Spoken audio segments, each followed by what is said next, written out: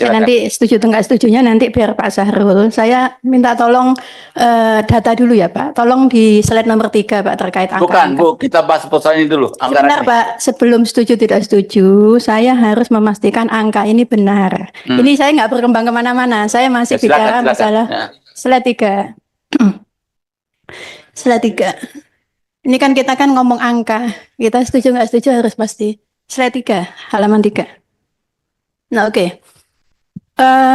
Kita tahu bersama bahwa anggaran kementerian ini setelah dilakukan efisiensi, kemudian rekonstruksi, itu adalah 14696566176. Nah, pertanyaan saya, kenapa ini masih menggunakan angka 2192387? Karena angka 219387 ini berdasarkan surat Kementerian Keuangan yang sudah disampaikan kepada Komisi 5 dan sudah ditandatangani oleh pimpinan Komisi 5 di sini, itu bukan angka ini, tapi angka 14696566176. Itu yang pertama pertanyaannya. Supaya ini nggak keliru, ini kan kita kan sekarang pada existing anggaran kita setelah efisiensi, bukan yang sebelum efisiensi. Itu kenapa masih menggunakan 2192. Nah, kemudian di bawahnya ada fungsi perumahan program desa.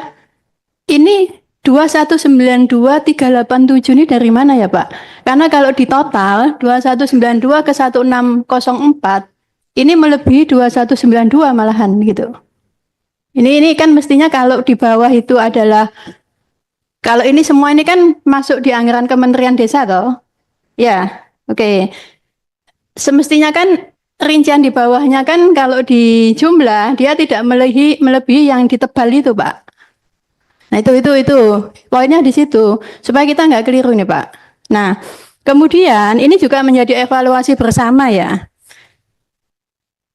Efisiensi di Kementerian Desa itu 722 731521. Lalu kita ini menambah pinjaman luar negeri itu 245388. Sebenarnya kalau pada logika optimalisasi anggaran sebenarnya efisiensi kemarin itu sebenarnya sudah bisa menutup pinjaman ini.